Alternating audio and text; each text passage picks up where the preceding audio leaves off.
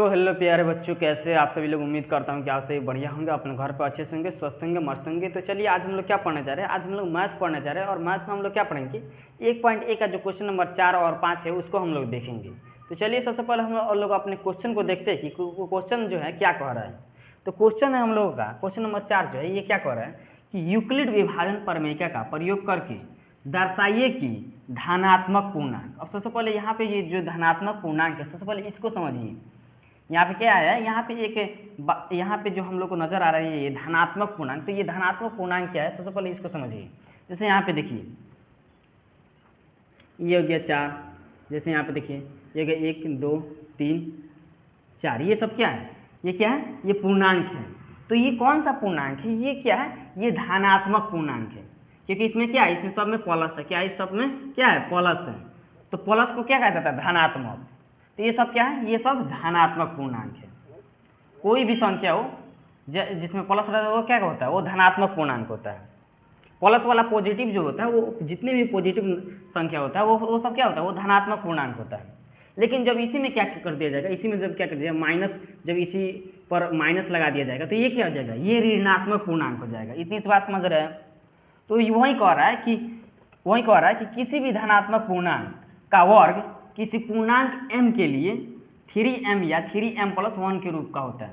जैसे कोई भी धनात्मक पूर्णांक ले लीजिए। यहाँ पर 3m या 3m+1 के कहने का मतलब क्या है कि जैसे कोई भी धनात्मक पूर्णांक ले लीजिए।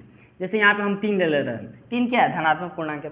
अब कह रहा है कि इसका वर्ग करने पर कोई भी धनात्मक पूर्णांक ले लीजिए। कह रहा है कि वर्ग, अब इसका वर्ग कर दीजिए। जब इसका वर्ग कीजिएगा ना तो इसका शेषफल या तो 0 आएगा या क्या आएगा, या 1 आएगा।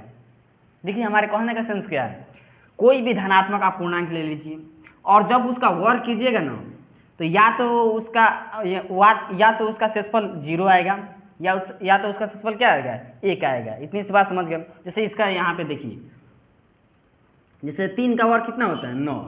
अब देखिए 9 को जब 3 से कटाएंगे तो कितना होएगा, 3 तिरका 9, 3 तिरका 9।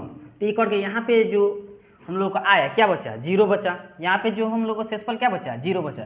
तो वही कह रहा है कि किसी भी कोई भी धनात्मक पूर्णांक लो और उसको कोई भी धनात्मक पूर्णांक लो तो उसका शेषफल क्या आना चाहिए, 0 आना चाहिए या 1 आना चाहिए। जैसे यहाँ पे देखिए, यहाँ पे हम 4 का क्या करते हैं, स्क्वायर करते हैं।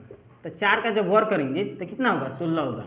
अब देखिए जब 3 को 16 से कटाएंगे तो ये कितना होगा, 3 चौका 12, 3 पचे 15। अब देखिए 6 में से 5 जाएगा, कितना बचेगा, 1 बचेगा। ऐसे ही आप कोई भी धनात्मक पूर्णांक लीजिए, जब उसका वर्ग कीजिएगा ना और जब उसको कटाइएगा तो या तो शेषफल उसका 0 आएगा या 1 आएगा। इतनी सी बात समझ रहे हैं। जैसे ये जो 3m या 3m+1 लिखा है ये आपको समझ में आना चाहिए कि ये क्या कह रहा है। हम यही आपको समझाने की कोशिश कर रहे हैं कि ये 3m या 3m+1 जो है इसका मतलब क्या होता है।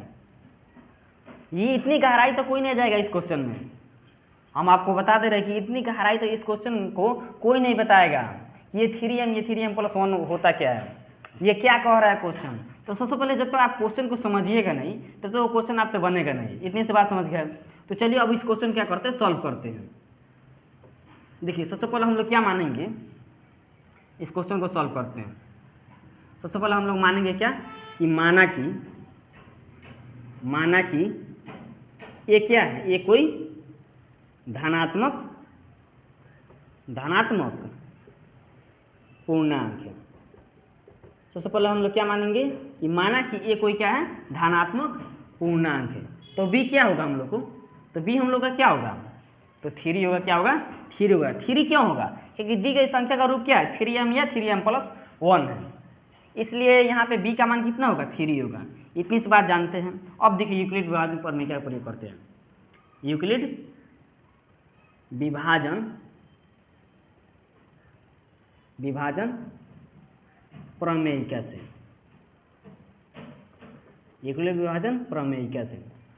तो अब देखिए यूक्लिड विभाजन प्रमेय का क्या होता है, a bq + r, या यहाँ पे क्या हो जाएगा, b की जगह क्या हो जाएगा, 3q + r।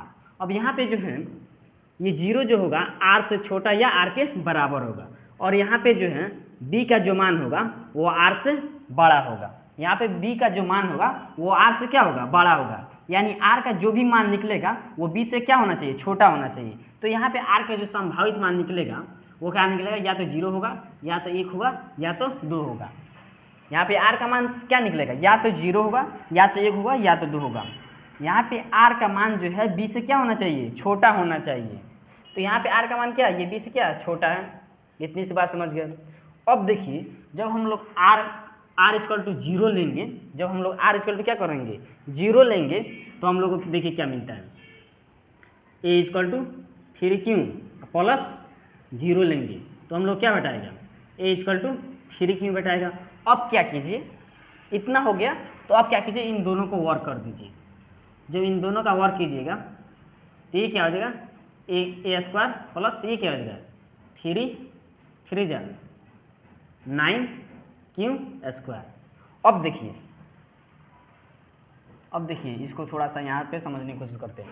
अब हम लोग कितना बताया, तो देखिए ये क्या हो जाएगा, ए स्क्वायर इक्वल टू, इसको थोड़ा सा कॉमन लीजिए, इसमें 3 कॉमन ले लीजिए, ये क्या होगा 3q स्क्वायर, ये क्या हो जाएगा 3q स्क्वायर। तो अब यहाँ पे ये 3 जो है ना, ये 3q स्क्वायर, इसको क्या मान लीजिए इसको m। तो ये क्या हो जाएगा 3m के रूप में हो जाएगा। ये किसके रूप में हो जाएगा, 3m के रूप में हो जाएगा। जब इस देखिए यहाँ पे कॉमन क्यों लिए हैं, क्योंकि हम लोग को किसके रूप में लाना है, 3m के रूप में लाना है। तो जो यहाँ पे ये 3q स्क्वायर को जब हम लोग मान लेंगे m, तो ये क्या हो जाएगा 3m के रूप में नहीं हो जाएगा। अब देखिए जब हम लोग r इक्वल टू हम लोग क्या लेंगे, 1 को लेते हैं। जब r इक्वल टू कितना लेते हैं, 1 को लेते हैं। तो जब r इक्वल टू 1 को लेंगे तो यहाँ पे देखिए 3q प्लस 1 लेंगे।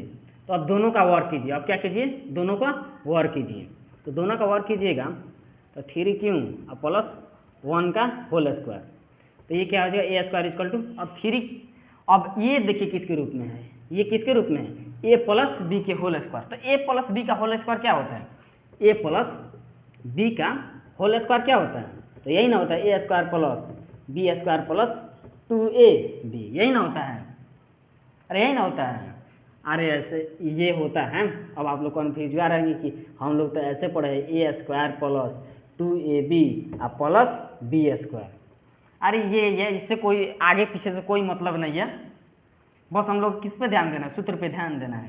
तो देखिए ए स्क्वायर इक्वल टू क्या हो जाएगा, तो अब ये क्या है, ये मान लीजिए ये क्या है, ए है, और ये क्या है, बी है। 3q क्या है, मान लीजिए ए है, और ये 1 क्या है, बी है। तो अब देखिए इसको सूत्र पर बैठाते हैं, तो ये क्या हो जाएगा 3q का स्क्वायर प्लस 2 गुने ए यानी 3q गुने 1 यानी बी प्लस बी का होल स्क्वायर यानी 1 का स्क्वायर।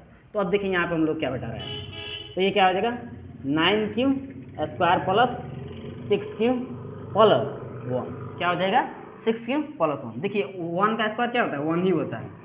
और ये 6q कहाँ से आया, तो 2 3 6 और q है तो कितना हो जाएगा 6q। इतनी सी बात समझ रहे हैं। अब देखिए अब इसमें क्या करते हैं, 3 को कॉमन लेते हैं। अब इसमें क्या करेंगे, 3 को कॉमन लेते हैं। तो जब इसमें 3 को कॉमन लीजिएगा तो यहाँ पे कितना बचेगा 3q स्क्वायर प्लस ये कितना होगा 3q, और ये कितना प्लस यहाँ पे कितना बचेगा 1। अब देखिए इस सब को, ये जो टोटल है इस सब को क्या मान लेंगे, इस सब को क्या मान लेंगे हम लोग m, क्या मानेंगे हम लोग m।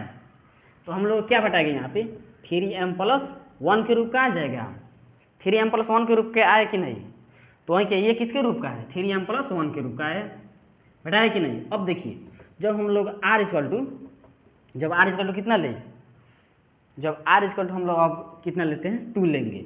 तो जब r इक्वल टू हम लोग 2 लेंगे तो यहाँ पे हम लोग को देखिए क्या बटाएगा, a equal to 3q plus 2 का होल स्क्वायर। तो अब यहाँ पे देखिए अब इन दोनों का क्या करते हैं, दोनों का वर्क कर दीजिए, यहाँ पे वर्क कीजिए इन दोनों का। ए इक्वल टू कितना हो जाएगा, ये क्या हो जाएगा 3q प्लस 2।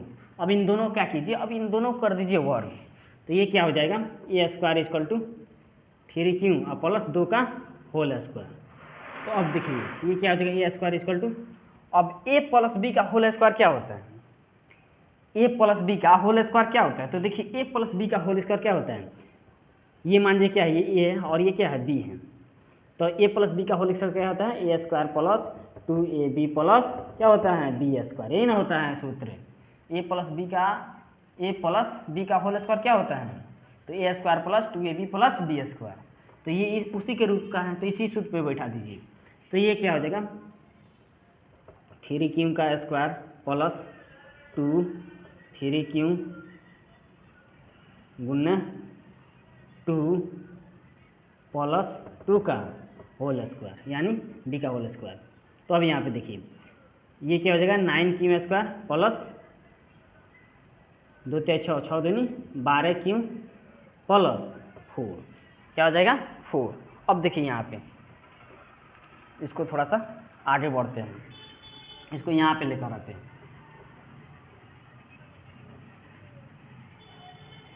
और इसको कहाँ पे लेकर आते हैं, इसको यहाँ पर लेकर आते हैं। अब इसको हम लोग लेकर आते हैं यहाँ पे, लोग क्या है यहाँ पे 9q square plus 12q plus 4 को जो है 3 + 1 नहीं लिख सकते हैं, 4 को 3 + 1 लिख सकते हैं। अब देखिए इसमें क्या करते हैं 3 को कॉमन लेते हैं, तो ये कितना बचेगा, यहाँ पे कितना बचेगा 3q स्क्वायर प्लस ये कितना बचेगा 4q, अब ये कितना हो जाएगा प्लस 1 और यहाँ पे कितना बचेगा प्लस 1 बचेगा ना।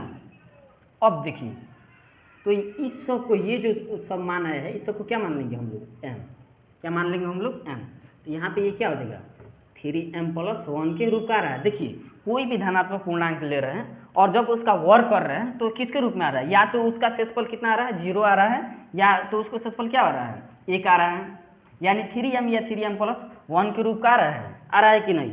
तो देखिए इसके लिए थोड़ा सा यहाँ पे नीचे लिखना पड़ेगा कि अतः इसके लिए क्या लिखना पड़ेगा नीचे में, अतः किसी भी धन पूर्णांक का वर्ग 3m या 3m +, अतः यहाँ पे हम लोग को लिख देते हैं, यहाँ पे अगर जगह है तो अतः किसी भी धन पूर्णांक का, धन यानी धनात्मक पूर्णांक का वर्ग, धनात्मक पूर्णांक का वर्ग 3m या 3m + 1 के रूप का होता है। थोड़ा सा यहाँ पे जगह नहीं है इसलिए थोड़ा सा दिक्कत होगा, तो होता है। और क्यों क्या है, क्यों कोई और ऋणात्मक पूर्णांक है, क्यों क्या है कोई और ऋणात्मक पूर्णांक है। इतनी सी बात समझ गया। तो ये क्वेश्चन क्या है, थोड़ा सा इसका रिवीजन करने की जरूरत है, ऐसे कुछ है नहीं। कोई भी धनात्मक पूर्णांक लीजिए, जब उसका वर्ग कीजिएगा तो क्या आएगा, उसका शेषफल या तो 0 आएगा या 1 आएगा, यही ये क्वेश्चन कह रहा है। तो ये क्वेश्चन एकदम आसान है, थोड़ा सा प्रैक्टिस करने की ज़रूरत है, एकदम पूरा आ जाएगा। तो अगर आपको ये वीडियो अच्छी लगे तो इसको लाइक कीजिए, सब्सक्राइब कीजिए और ज़्यादा से ज़्यादा शेयर कीजिए, क्योंकि कोई भी चीज़ होता है ना सपोर्ट से ही होता है। जब तक आप सपोर्ट नहीं कीजिएगा ना तब तक कोई भी आगे नहीं बढ़ सकता है। तो आप लोग ज़्यादा से ज़्यादा सपोर्ट कीजिए, शेयर कीजिए इस वीडियो को। तो चलिए तब तक के लिए धन्यवाद।